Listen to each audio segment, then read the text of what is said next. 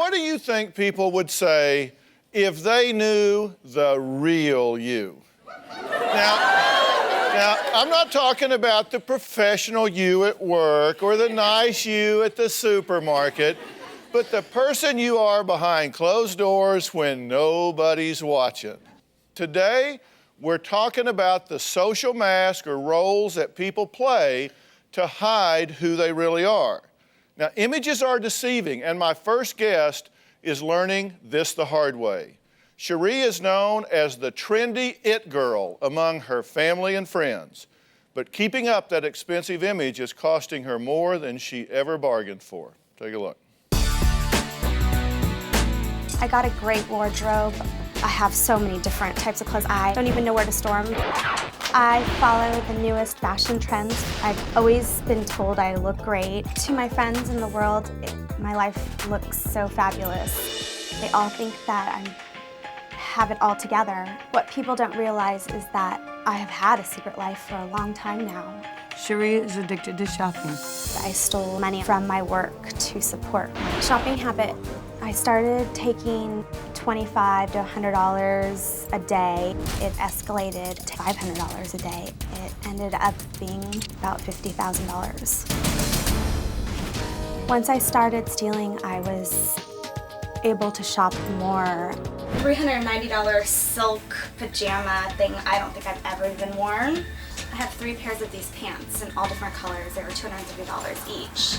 This is a Paris purse made in France. It's about $700. All my girlfriends think I'm like the fashion queen, so I'd have to keep that up, and that puts me in a situation that I can't afford my lifestyle. One day I got to work and there were police waiting for me. They arrested me, they put me in handcuffs, and brought me to jail. I was devastated. I can't understand why she would do this. I always have given her whatever she ever wanted.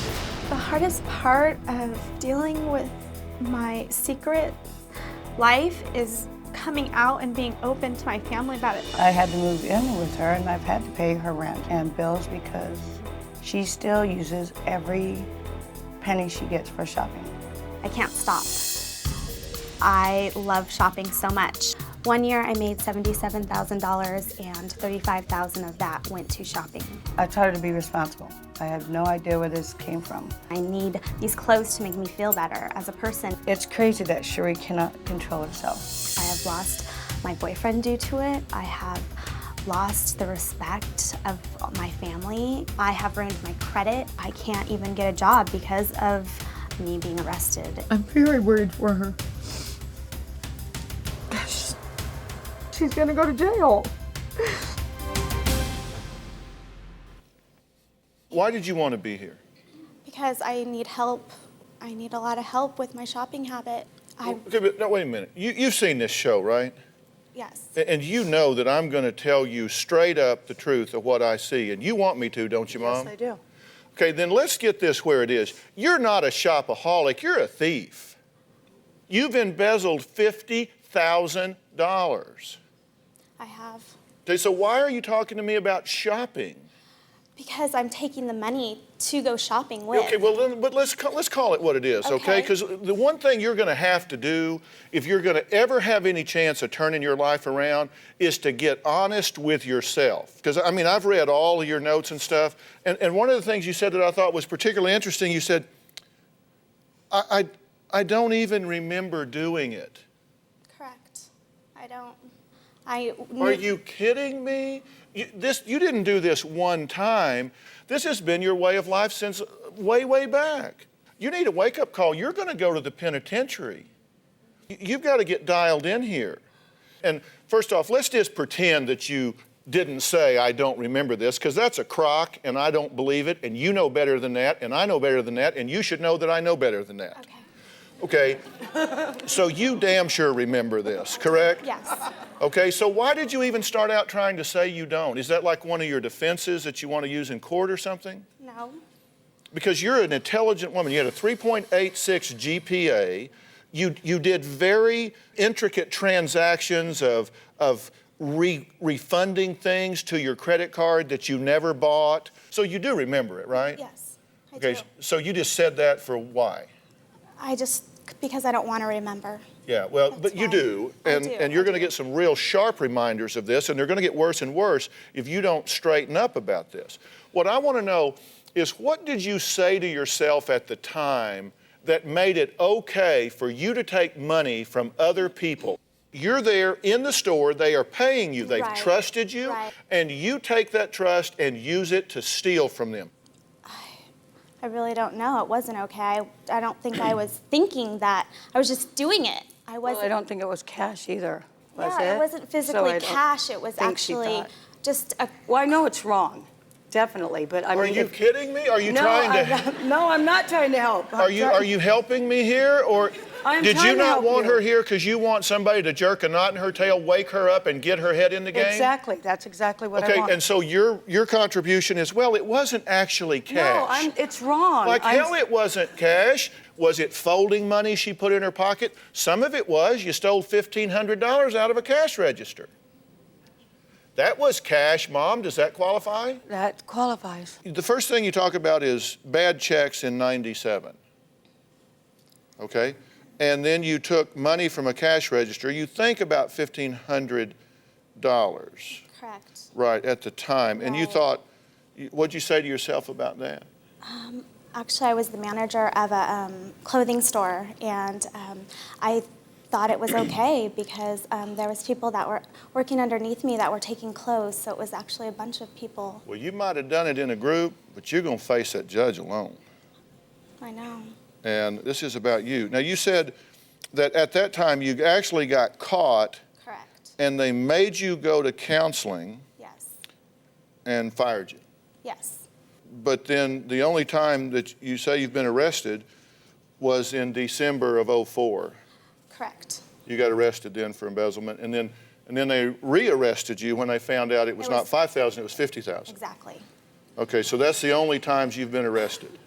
No, they brought me to the police station when I took the cash from the store. In '97? Yes. And you're telling me the truth about this? Yes. Well, it's interesting because I pulled your criminal record, and it says on March 8th of 2000, you were arrested for embezzlement and charged with California Penal Code 503.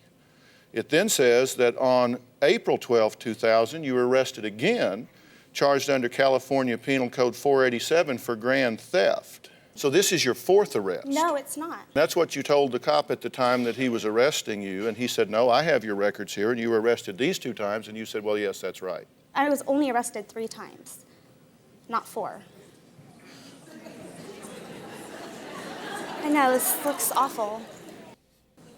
I'm just finding out if you're being honest with me here, because I can't. Definitely Listen, I don't want to build a house on sand. You either get right with me, you tell me the truth about what's going on, because you just have this way of just like, if I don't think about it, then it's no big deal. Do you see what I'm saying? Yes, I see. I'm wanting her to be honest with herself. I'm wanting to get this on the table, because I'm going to tell you what I think you need to do. I'm going to tell you why I think you're doing it. I'm going to tell you what I think you need to do. I'm going to tell you what I think you need to do to stop doing this self-destructive behavior. I'm addicted to Hollywood stars and what they're wearing. When I look at Paris Hilton, she has, you know, the best clothes. She has a great life, and I want a life like that. Well, today we're talking about people who appear to be one way, and they seem to be living like this perfect life, but if you see behind the social mask, you would know that there's something way wrong sometimes. Now, Cherie was arrested either 2, 3, or 4 times for embezzling approximately $50,000 from her most recent employer, although there is a pattern of this dating back a number of years. Correct. Now, her mother, Puka, is not only upset, but she's also scared what's going to happen to her daughter, obviously, if she winds up going to prison. I can give you a lot of theories about why you're this way. I know that when you were growing up, you weren't always there. You were raised by your grandparents for a period of time. You may well have felt abandoned. You may well have felt like you just didn't have enough worth to keep your mother and father engaged. You may have felt, I'm just not adequate being the person I am, so I have to live some fantasy life to fluff me up to be something I'm not. I mean, that may be part of why you do what you do. Well, I've also felt that I've had no one to turn to, so I've had to rely on myself and put myself in these situations and this danger because I feel I have nothing else to turn to. Yeah, those are all good theories, and let me tell you, share that with the judge and he'll put you under the jail. You're not a victim here, you're a perpetrator. Cherie, clearly you have been damaged somehow, some way along the way psychologically. I don't make light of that. I don't mean to trivialize that. And obviously you feel like who you really are is not enough. So you have to become something you're not, and since you can't afford it, you just take it. Well, you know what? Those are things you can tuck away, and when you get into some type of treatment or some type of therapy, which, by the way, I'm happy to help you with, as long as you're honest and straightforward. But the fact is, right now, there comes a time where you just have to step up and be accountable. You have made bad choices, and you need to own those bad choices. You need to talk to the people you have stolen from. You need to make restitution to these people. And you need to not sit there and say, well, you know, I don't feel really good about myself, so I took all of your money. That's not really music to a victim's ears. You know what I'm saying? I understand. You've got to step up and own what you've done and who you are. And then you've got to get busy figuring out what kind of distorted logic you've used to make this okay. Your mother is here. Do you understand how important it is that that woman is sitting right there? It's so important. You haven't always been there, and you've got to own that, but you're sitting here right now dealing with this, and your mother, who could be home hanging her head in shame, walked in here and sat down with you. Don't you tell me you don't have any support and you don't have anywhere to turn, because that woman is sitting right here with you.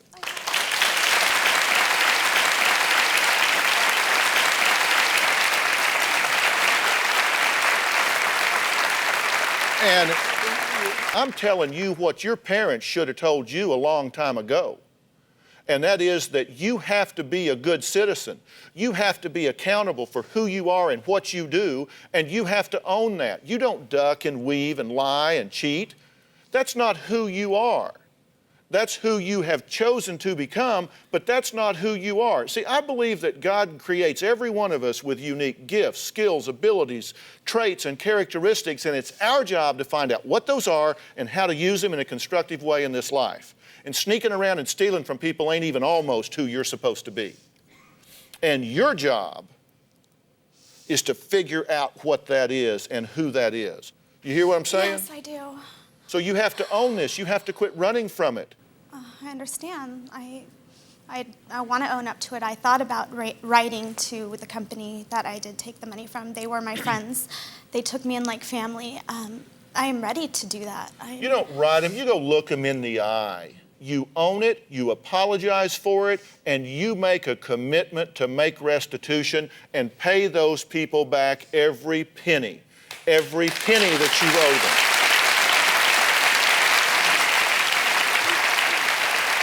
And in so doing, you will develop character. You will develop character. And if you have to wear a ratty t-shirt and some old worn out blue jeans and some shoes that don't have a designer label on them, well, you know what? That's a trauma you can endure. Okay? You ought to take all of the clothes that you have gotten that you stole. You ought to take those and you ought to get rid of them. You ought to strip yourself of all of that stuff. Take it and go sell it. And take that money and give it to the people. And then start adding to it and adding to it and adding to it. And you stand before that judge and say, Judge, you are looking at an idiot.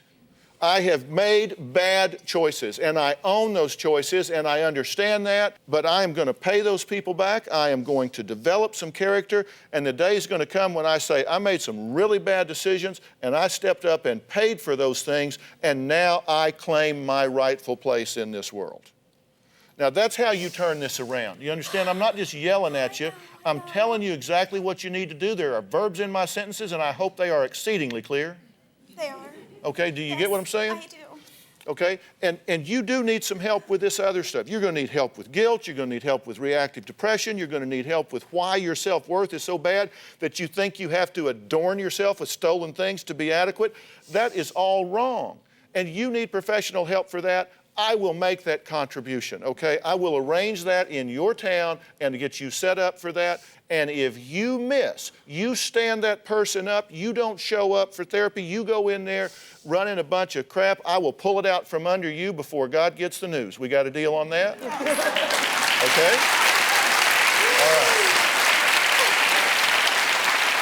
All right. Today, we're talking about getting rid of the roles we play in public and revealing the real you to the world. Now, you may not be comfortable with that. If that's true, then you should change it. Don't hide it. If you don't like who you are, change it. Now, to the outside world, Tanaya and Ed are the envy of everyone they know, and it would be for anybody. But things are not always what they seem. Take a look. Ed and I are an attractive couple. We go to church every Sunday, and we have a beautiful home with all the amenities. A lot of people tell me that I have a perfect life, but behind closed doors, it's not so perfect. No, you said that. Now you're getting angry with me. He gets really upset over the smallest little things.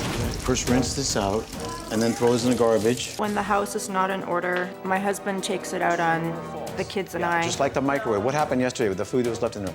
I like things clean and organized. I think that my husband has obsessive-compulsive disorder. I do not believe that I have obsessive-compulsive disorder. I am detail-oriented. I am anal retentive. Everything has to be a certain way. I like order. I like organization. Some of the things that set him off are if I'm having a bath, if there's one drop of water, I have to wipe it and make sure that there's not one speck of water on the tub. Stacking the dishes properly in the dish rack. You're the one that yells at me because the cups aren't in the right place. Those are small things. No, I don't yell at you. You know, leaving a thing out on the counter. This is exactly where we differ.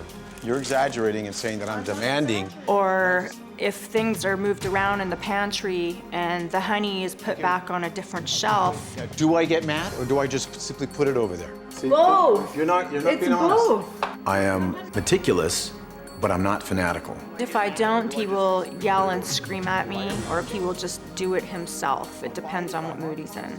There have been times where Ed has not gone into work because he's stayed behind, he's organized, swept the garage. No, that doesn't happen. It does not interfere with the office. I don't have any anxieties about the garage. My wife and the boys will taunt me with this mocking song, OCD, OCD. It smells flooded. I'm beginning to wonder if I'm on the same planet. He's gonna see small things that are out of place and he's gonna take it out on me or the children. I will go around and make sure that things are in their right place. I've had such anxieties that I've had to, take medication for it. I'm reminding you to do things because you are absent-minded. Ed tells me all the time that I'm lazy and inconsiderate, that I'm a slob. It's the truth. You're not a clean person whatsoever. It hurts my feelings when he gets angry at me and says demeaning things. I'll go to my bedroom and I'll cry. I feel that he's constantly on my neck. I feel like I'm a tornado ready to just blow up. I certainly do get frustrated and irritated with my wife's thoughtlessness. I would say that there are two Eds. There's the one that people know in public, and there's the one that I know in private. That's not cool. I want to ask you if you've met each other. Because you're telling two distinctly different stories. So who's telling the truth? I would say we both, in his eyes, he sees it one way, but in my eyes, I see it another way. Are you different at home than you are out in public? I mean, she says at home, you're very critical and all of this super attention to detail, and then in public, you're Mr. Charming. There's some truth to that, Dr. Phil, I would say. Not to the extent of being pretentious.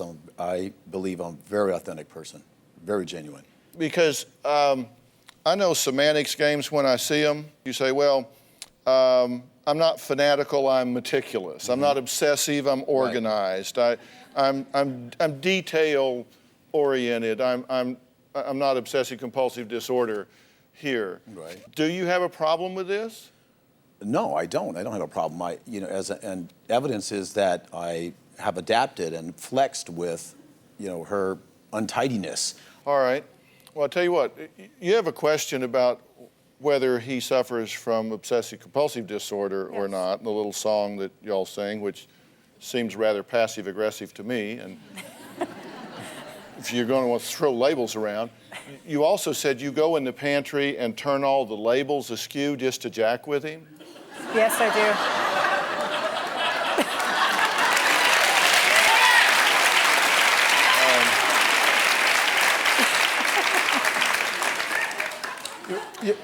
Can I ask something, Dr. Phil? Well, we're just going to have a diagnostic field day here. She should not undermine my instructions or my wishes. My wife is thoughtless and just kind of self-absorbed. He gets upset over the little things. I would say that having to get the stainless steel polisher and polish the fridge every day when I get fingerprints on the handle is a little bit ridiculous.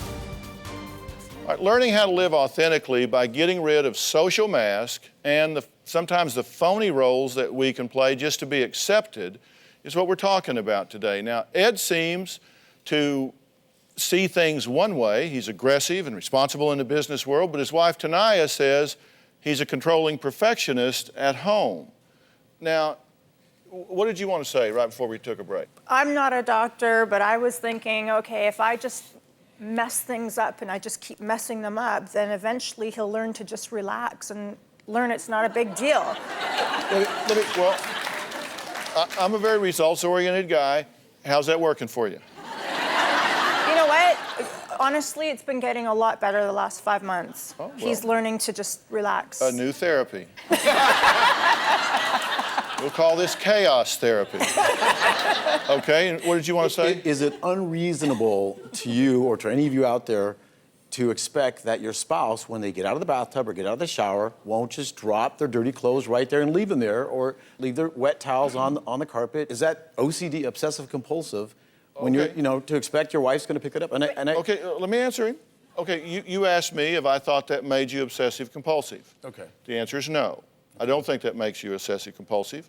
I do, however, think it's none of your business. I wouldn't dare suggest to my wife what she needed to do with her towel when she got out. And you know why? Because she is a grown woman and she can make the decisions that she wants to make. Now, I mean, do you just not have enough to think about that you have to worry about water droplets and towels? No, that's an extreme exaggeration, just saying wiping down a droplet. You brought it up. No, I brought up the dirty clothes that are just dropped just thoughtlessly. I just feel that, That's that's it's behind thoughtless. me picking them up before I have a chance to dry my No. They'll sit there for days. If I just leave it, they'll sit there for days. That is not true. That is, okay. Are you a slob? Compared to him, yeah. Anybody is, but I don't think I'm a slob, no. Okay, well, the reason I asked you guys if you had met each other is I want to talk about this because I can tell you from everything I know that I don't see any sign that you have obsessive-compulsive disorder. Hallelujah. Thank you. Thank you, Jesus. Thank you, Lord. Thank you. Now, that's only half of the story. A little premature then. There are a lot of different diagnostic choices. One of them is obsessive-compulsive personality disorder, which is obsessive-compulsive disorder without the ritualistic, intrusive thoughts and behaviors. And they're preoccupied with details, rules, list, and order. They're perfectionistic to the point that it can interfere with the flow of things. They're excessively devoted to work and productivity. They can be inflexible and over-conscious about things. It goes on and on, including rigidity and stubbornness, judgmental behaviors, things of that nature. You say marriage is fine. This is just here to help her get more comfortable with you not being OCD, which you celebrated. No, a minute ago. No, but I listened to what you just said, and I really appreciate that because that's my own self-improvement. But what you said to us is that Ed is verbally and mentally abusive. That when he's coming home, you get a knot in your stomach to the point that it makes you sick. That he yells and screams if something is out of place, and that, in your opinion, this marriage is in crisis? At the time that I wrote the letter, it was a bad day, but it's not like that all the time. But when it does happen, it's hard. Not fun. It's not fun. Well, let me ask you a question. I'm not a diagnostician. I don't know. You don't appear to me to be OCD. You do appear to me to be a rather exacting individual. How much fun are you to live with? In that context, probably not a lot of fun to live with. Being very truthful. But from the standpoint of I'm ultra responsible, very responsible individual, and to the extent that I see that that's deficient, in my spouse, I overly compensate for both of our responsibilities. You're not a manager and she's not the employee. You're supposed to be friends and lovers and partners and, going through this life together. And so what I'm saying, and I say this to people before they get married, one of the things you need to do is sit down and talk about your values and come up with a division of labor. And you need to go into this relationship with emotional integrity and emotional intelligence. You need to recognize, if you're dealing with your wife in such a way that she's getting a knot in her stomach, even occasionally when you're turning the corner, that's not good. That's not cool. So that means the two of you need to sit down, not in an argument or a fight, Right. not trying to be right, and say, here's what my needs are and why they are what they are. I'm not going to take the step of saying whether you meet them or not. I just want to explain to you what my needs are. Like, as the provider and the protector, I feel like I'm having to hold everything together and do all of this, and it makes me tired and it makes me frustrated sometimes. And then you need to sit down and say, okay, I don't want to have a parent-child relationship where I feel like I'm going to get in trouble all the time. I have to feel that I have to feel that I have a soft place to fall and acceptance here, flaws, fallacies, and all. You've got to pick your battles. Yeah. And fingerprints on the refrigerator door and towels beside the tub are not battles I would choose with the woman I was going to sleep with later that night.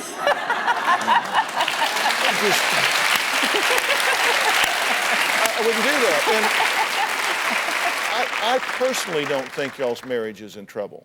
Despite the fact that you have bad days, I don't think it's in trouble. You have a good guy here that does a lot of good things. You have a good woman here. He listed things that bug him about you, and he listed things that he really admires about you. Okay? So, true. So let's work on a plan we can both be excited about, all right? But he's not OCD, sorry. Thank you. In my opinion. We have a bit of a dichotomy here. In public, Jennifer comes off like she's strong and has it all together. But behind the tough exterior, she is silently struggling to get over a crime so devastating that it has changed her life. My goal is to make sure that it's not a permanent change. Take a look and then we'll talk about it. When people describe me, they would say that I'm positive and outgoing, fun to be around, and always happy. I wear a social mask. It's to cover the traumatic event that happened to me last year. I was the assistant general manager at a hotel. I heard somebody coming from behind, running, and tackled me to the ground and hit me with a gun on the side of my face. He held the gun to me, saying, "I will kill you if you don't give me the money." I started to shake and cry, and he said, "Shut up, I will rape you if you do not follow what I'm telling you." I was thinking that this is gonna be the end of my life. Got the money from the safe. He tied my hands up. I started to scream until somebody found me and called 911. My life has changed. I walk around in a daze. Some days I can't get out of bed. I don't want to go out and face the world. I am terrified all the time. I feel that there's somebody behind me constantly. I've lost 22 pounds since the attack. I have nightmares at least 4 nights a week that somebody's coming up the stairs into our home and killing me. I am very scared of men. I don't open the door when a man knocks on the door. I take my dog Belle with me everywhere I go. Belle does not give me peace of mind. I just can't seem to get that. I pretend to be strong, but it's only a facade. I hide the pain from my family and friends. I don't want to be a burden to them. I try to act like it's all fine. I fear that I will always have to live behind a social mask. I'm afraid that this horrific event is going to stay with me for the rest of my life. Well, that is a terrible thing to go through. There's no question about it. What is the biggest obstacle to your functioning right now? What gets you the most? Is it fear and anxiety? Is it depression and lethargy? What is it? I would have to say a combination. I'm depressed. Some days I feel fine, and some days I feel depressed and can't get out of bed. Anxiety is always there. I always feel like there's somebody behind me. My back will tighten up where he had the gun to me. And you've been getting some professional help for this, correct? Yeah, I have been getting professional help for it. I just can't seem to even open up to my counselors, which, I mean, that's the reason I'm going. My brain tells me just to forget about it, get over it, but it seems to be getting worse as I'm doing that. Okay, well, you are telling somebody now. Yeah. Okay, and that's what I want to hear. And the thing that I want to say to you most of all is I don't want you to deceive yourself into thinking that you are going to be a burden to your father. This is your father, Bob. Yes. And her being honest with you and telling you what she's really having to wrestle with and deal with, that is not a burden to you at all, is it? No, Bob? not at all. I have both my daughters that I'm very proud of and feel responsible for in all ways a father does. I know it's tough and hard to say, but life has to go on, and we have to take positive steps to change those, and sometimes they're small. Yeah. Well, I want to get a different mindset with you here because I think this is something that you can manage, but it's not a matter of just saying, toughen up and get over it. Right. There's a lot more to it than that, and I'm going to tell you what that is and what I think needs to happen and how I think you can manage this and put it behind you. Since the attack, I feel like I'm not the same person. When I think about what happened, I don't know how to process the feelings. I wish that I didn't need the social mask that I wear and I could go back to being my old self again. Well, today we're talking about uncovering social masks to reveal who you really are. And when Jennifer leaves her house, she puts on a resilient mask to hide feelings of terror that she experiences on a daily basis after surviving a violent workplace robbery. Now, I commend you for putting one foot in front of the other and keeping going as much as you do. But this has changed your perceptions of the world. Oh, tremendously. And more than just that there are bad people out there that do bad things.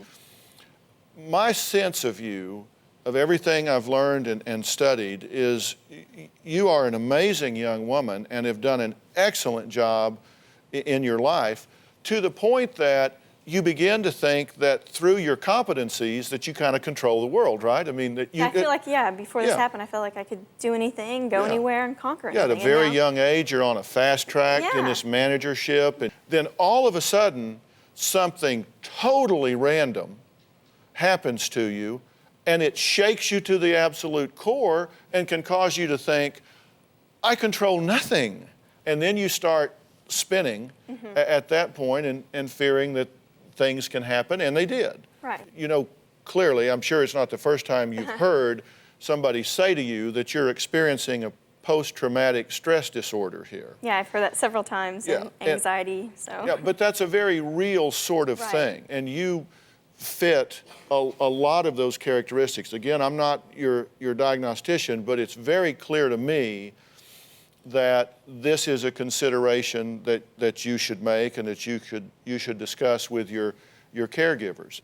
And if you don't like who they are, if you think there's a conflict of interest on their part where they're just interested in getting you back to work instead of helping you heal and get past this, then you certainly have the right to assert your need to see somebody else. And I'm not saying they do have a conflict of interest. I don't know them at all. I'm expressing no opinion about them whatsoever. But if you feel that way, then you should insist on a change in some way. Because with post-traumatic stress disorder, there are a number of things that can be done to help you get past that. It's like if you had a sunburn really bad and I patted you on the shoulder, just a little pat like that, you could go, oh my gosh, that hurts. Yeah. It's not because the pat was bad, it's because you were so sensitive. Exactly. And what's happened here is you've had your psychological skin burned to the point that it is so sensitized that it doesn't take very much in life to have you looking over your shoulder. This isn't just that you don't have a good attitude. Your adrenal cortex is secreting. It's giving you all of these fight or flight reactions where your stomach gets in a knot, your mouth gets dry, you break out into sweats. Those aren't imagined. That's a heightened physiological sensitivity. There are very specialized treatments that can help with this. And if you would like, we would talk to your treating therapist up there, see if they are comfortable in these techniques, would they use these things, and get you to the point where you get some of this physiological control back and get your internal dialogue back in order. And I think you're doing a great job of being strong enough to stand up and ask for the help that you need by being here right now, and that inspires a lot of people. We all want to put our best foot forward, but we need to ask ourselves, if there's something that we're really tucking away that we don't want anybody to see, why? We need to go back in and change that and do the things that we have to do so we're at peace with who we are, and then we can live what we call congruently. What you put out to the world is congruent with who you are privately and inside. Now, Cherie, do we have a plan? Yes, we do. Okay. Are you comfortable with the things that I've said for you to do? Very comfortable. And you need to step up and do the right thing. And if you do that, for the first time in a long time, maybe ever, you'll be able to look in the mirror and be proud of what you see. And that's what we're after, right? Yes. Do you have a story or a question for me? Click the link in the description and tell me what in the world is going on.